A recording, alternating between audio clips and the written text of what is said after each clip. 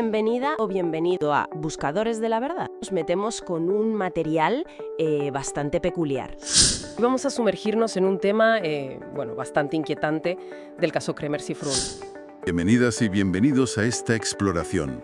Hoy nos metemos de lleno en un caso que, una década después, sigue generando muchas preguntas. La desaparición de Lisanne Frun y Chris Kramer, allá en Panamá en 2014. Tenemos un análisis bastante detallado que vamos a comentar, centrado en las pruebas y las circunstancias más desconcertantes. Recordamos rápido.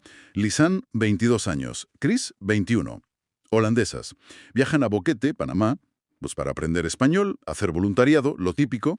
Sí. El 1 de abril de 2014 salen a caminar. El sendero El Pianista. Y fue la última vez que se las vio con vida. Nuestra idea hoy es examinar los puntos más extraños, ¿no? Basándonos en la información que se ha analizado. Exacto. A ver, partimos de la idea la más sencilla, de dos turistas que se pierden haciendo senderismo. Pero, claro, las pruebas que se encontraron meses más tarde, pues pintan un cuadro muy diferente.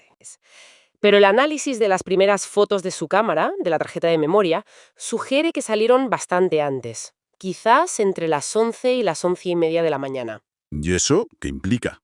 Porque cambia bastante la cosa, ¿no? Pues sí, cambia bastante. Si empezaron antes, tenían muchas más horas de luz. Eso hace menos probable que se perdieran sin más, antes de que anocheciera. Y lo más importante quizás, abre la puerta a que igual no estaban solas desde el principio, o que alguien influyó en su ruta. Vale, la idea de que no estuvieran solas, y eso parece que coge fuerza cuando se miran otras fotos de la cámara, ¿verdad? Aquí es donde la cosa se pone realmente inquietante. Sí, totalmente. Porque más allá de las fotos típicas de paisajes del principio, hay imágenes posteriores que son muy raras. Por ejemplo, en el reflejo de las gafas de sol de Lisanne, se ve como una figura o algo de color naranja. Muy extraño. Sí, he visto análisis sobre eso. Y también se habla de una sombra, ¿no? Una sombra que parece, algunos dicen que parece alguien sujetando algo. ¿Un arma, quizás? Podría ser. La interpretación es esa en algunos análisis, sí. Una sombra proyectada que sugiere eso. Y no solo eso, se comenta una posible herida, como un golpe en la sien de Chris en una de las fotos. ¿Y las caras? Las expresiones, sí. Lejos de ser de alegría por la excursión, en algunas fotos parecen reflejar, miedo o resignación. Algo no va bien. Incluso hay una foto donde la postura de Lisanne se ha interpretado como que intentaba señalar algo, ¿no? Algo fuera de cámara. Exacto. Lo llamativo es todo el conjunto. No es un detalle aislado. Son varias cosas en las fotos que, contrastan muchísimo con la idea de dos chicas de paseo. Sugieren tensión, quizás que no estaban allí por voluntad propia. Y la posible presencia de otras personas. Y a eso le sumas lo del perro. Ah, sí. Lo del perro, guía local, Blue, que supuestamente las acompañó al principio, según dijeron algunos, pues no hay ni una sola foto del perro en la cámara. Ni una. Si estuvo con ellas al inicio, ¿por qué no hacerle una foto? Raro. Muy raro. Otra pieza que no encaja. Vale, pasemos a otro tema. Los móviles. También muy extraño. Hubo intentos de llamadas de emergencia, ¿no? Al 112 de Holanda, al 911 de Panamá, durante días. Sí, se registraron múltiples intentos.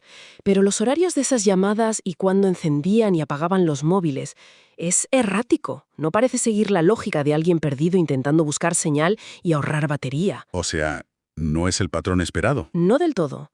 Sugiere, o que intentaban ahorrar batería de una forma muy extraña, o que quizás alguien más estaba manipulando esos teléfonos. Y la duda crece con lo de la foto 509, ¿verdad? Exacto. La famosa foto 509. La última imagen que se tomó con la cámara antes de una serie de fotos nocturnas muy extrañas, hechas en total oscuridad, pues esa foto, la 509, fue borrada. ¿Borrada? ¿Y cómo? Pues no de cualquier manera. El análisis forense dijo que se borró desde un ordenador, no desde la cámara ni desde un móvil, desde un PC. Desde un ordenador.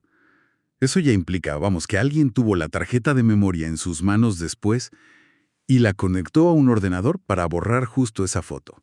Es una acción muy específica. Muy específica y deliberada. Y además se encontraron huellas dactilares en los móviles que no eran ni de Lisanne ni de Chris. Huellas no identificadas. Correcto. Son indicios muy, muy fuertes de manipulación externa. Alguien tuvo acceso a la cámara, a los móviles, o a ambos, después de que desaparecieran y antes de que los encontraran.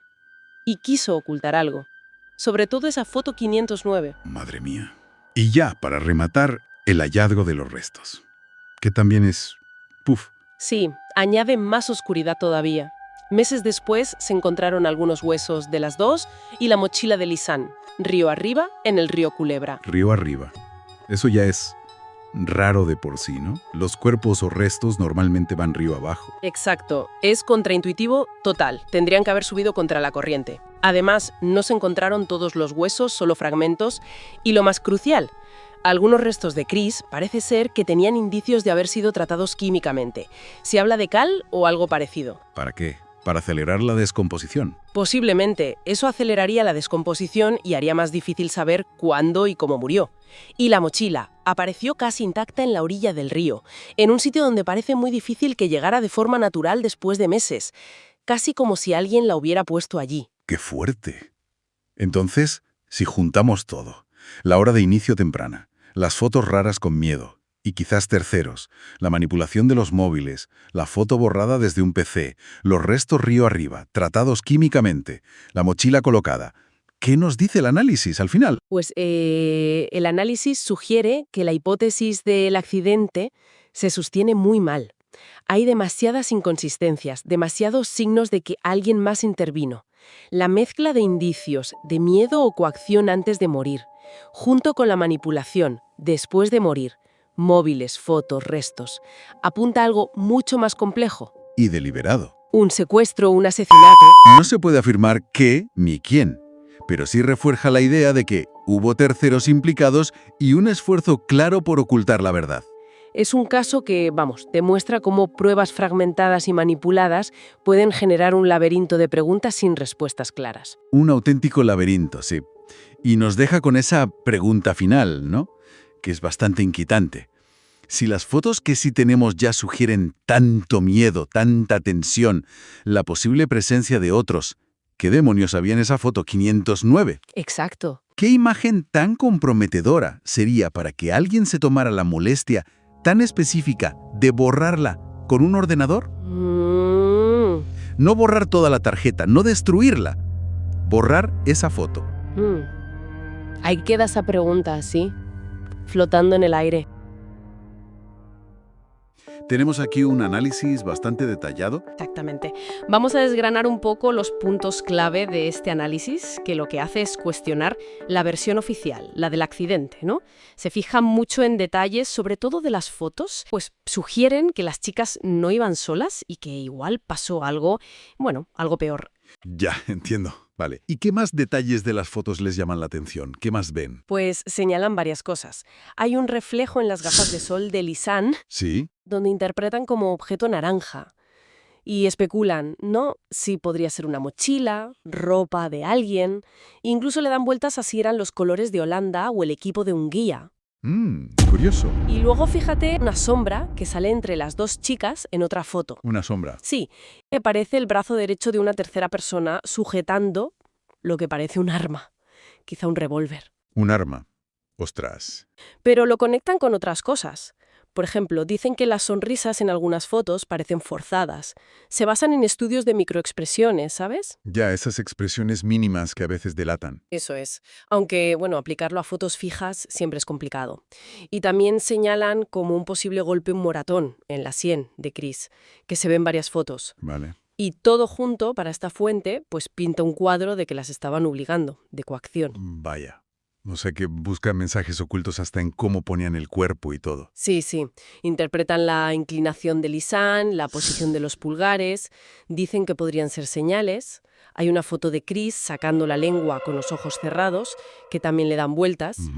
Pero quizás lo más llamativo es una foto donde Chris lleva 2 botellas de agua y su brazo izquierdo, dicen, forma como una P. Una P. ¿Y eso qué?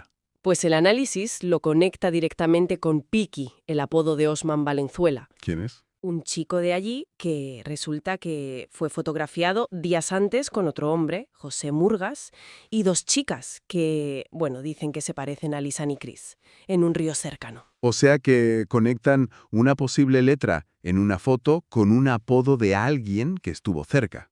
Exacto. Y la cosa se pone más oscura, según ellos, claro, cuando miras qué pasó después.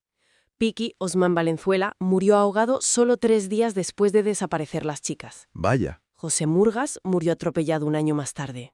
Y el taxista que supuestamente las llevó al sendero también murió ahogado, un año después de la desaparición. Pero bueno, eso es una cadena de sucesos. Ya, el análisis lo ve como un patrón muy sospechoso, como una posible eliminación de testigos, ¿sabes? Madre mía. ¿Y qué otros puntos cuestiona este informe? ¿Qué más no les cuadra? Pues plantean dudas sobre varias cosas más. Las llamadas de emergencia, ¿las hicieron ellas? ¿O quizá sus captores para despistar? Las famosas 90 fotos nocturnas. Sí, eso siempre ha sido muy raro. Pues se preguntan, ¿para qué tantas fotos en plena oscuridad? Porque en una de ellas el pelo de Chris parece relativamente limpio si llevaban días perdidas. ¿Por qué no se hicieron fotos a sí mismas en esa secuencia? Claro, son buenas preguntas. También cuestionan cómo apareció la mochila, ¿no? Intacta semanas después en una zona que ya se había rastreado. Y los pocos restos que encontraron río arriba señalan diferencias en cómo estaban descompuestos los huesos y llegan a especular si se usaron químicos para acelerar la descomposición de los de Chris. Uf. Entonces, resumiendo un poco, este análisis que hemos visto hoy nos pinta una historia muy diferente a la del accidente. Se basa en interpretar todos estos detalles de las fotos y en una serie de coincidencias y muertes posteriores para sugerir que hubo, pues, engaño y posible asesinato. Una trama compleja. Eso es. Lo interesante es ver cómo las mismas pruebas, que son fragmentarias, pueden llevar a conclusiones tan distintas. Quienes defienden esta teoría pues argumentan con bastante fuerza que las imágenes y los hechos tienen pistas escondidas que se pasaron por alto. Hay que recordar, claro, que es una interpretación que va en contra de la versión más aceptada. Sí, desde luego. Nos deja pensando, ¿verdad? Si aceptamos esa idea de que las fotos pudieran tener mensajes ocultos, ¿qué otras claves podrían estar ahí todavía sin descubrir? No solo en las fotos, sino, no sé, en los objetos, en el propio sendero, esperando a que alguien las mire de otra manera. Exacto. Una pregunta abierta, sí, para seguir dándole vueltas. Vamos a sumergirnos en un tema, bastante inquietante del caso Kremer-Sifrún. Me refiero a las personas del entorno, allí en Boquete, Panamá, y sobre todo a una serie de muertes bastante extrañas que hubo después de la desaparición. Sí, es un aspecto que genera muchas preguntas. Tenemos aquí delante un material que recopila información sobre estas personas clave y los sucesos posteriores. La idea es, pues, examinar estas conexiones, ¿no? Ver qué patrones se pueden observar si es que los hay. Exacto. No vamos a resolver nada aquí, claro, pero sí analizar la información que tenemos sobre quiénes eran estas personas, cuál fue su papel, su conexión con el caso y las circunstancias de varias muertes posteriores que, las fuentes califican de trágicas y a veces sospechosas. ¿Vale?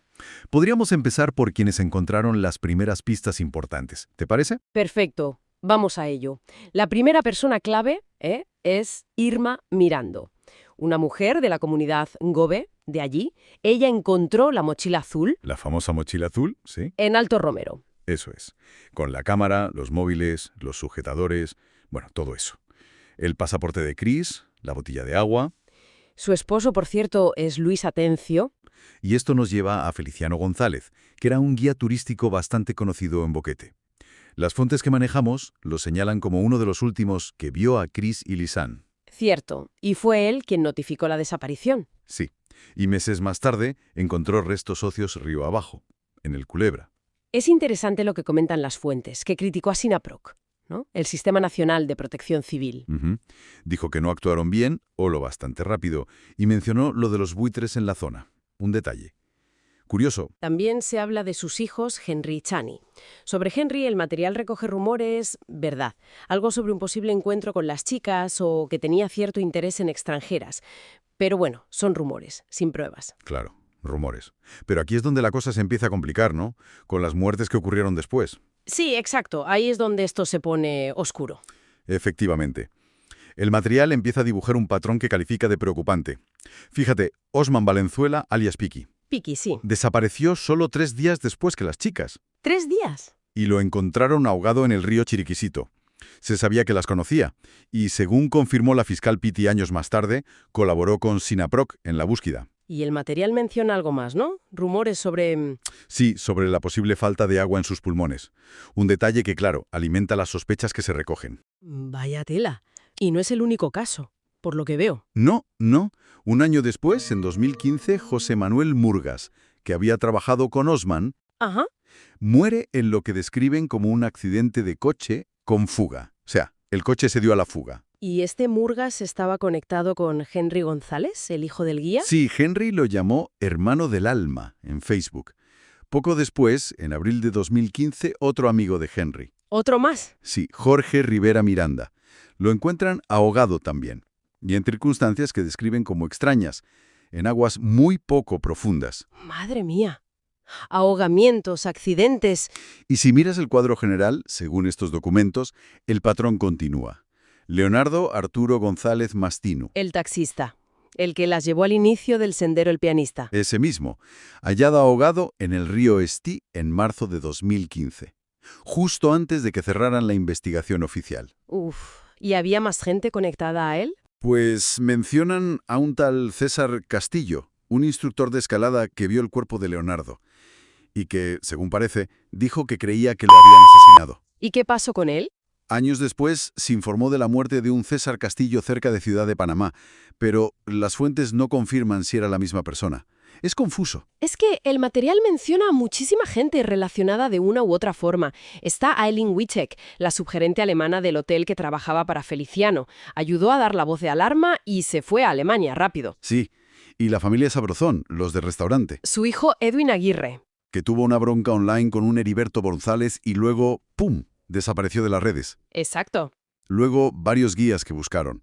Ángel Palacio, Plinio Montenegro, Laureano Bejerano. Los dueños del pianista, Giovanni Doris. Ingrid Lomers, de la Escuela de Idiomas. Incluso los holandeses que las conocían, Edwin Cornelis y Bas van Lieshout. Es una red compleja, sí. Mucha gente en un pueblo relativamente pequeño. Y no olvidemos la mención a una supuesta pandilla local, los ND5, aunque el material no dice quiénes eran. Ni la bolsa de supermercado Romero, con restos y una plantilla roja. Que se especula podría ser de las botas de Lisann. Son muchas piezas sueltas, ¿sabes? Conexiones a veces tenues, pero la acumulación. La acumulación es lo que llama la atención, sí. Entonces, ¿qué sacamos en claro de todo esto que presentan las fuentes? Tenemos un grupo de personas en Boquete conectadas de formas muy diversas al caso inicial. Guías, conocidos, gente que buscó. Ujú. Y entre ellos, una cantidad de muertes que el material califica de desconcertante. Sobre todo ahogamientos y accidentes. En poco tiempo. Exacto. Es crucial entender que el material recopila hechos reportados y conexiones, pero no da conclusiones definitivas. No hay pruebas de, digamos, un complot generalizado. Lo que sí hace es poner sobre la mesa una pregunta incómoda por la acumulación de tragedias alrededor de un mismo suceso. Una pregunta muy incómoda, sí. ¿Es una casualidad estadística brutal en una comunidad pequeña? ¿O hay algo más? Pues con esa pregunta dejamos a quien nos escuche reflexionando. ¿Fue esta sucesión de muertes una trágica pero casual serie de desgracias en una comunidad marcada por un caso muy mediático? ¿O podrían estas muertes, como sugieren algunas de las conexiones que hemos visto en el material, estar ligadas de una forma más oscura a lo que les pasó a Chris y Lisann? Los documentos nos muestran los puntos, pero la línea que los une, esa sigue sin estar nada clara. Chao, hasta pronto. Así, en mayúsculas. Aquí se acaba esto. Chao, hasta pronto, del mismo sitio. Buscadores de la verdad. Un viaje que no acaba, que se valora por el aprendizaje en sí, por la reflexión, Ajá. que además se aborda mejor si es en colaboración con otros.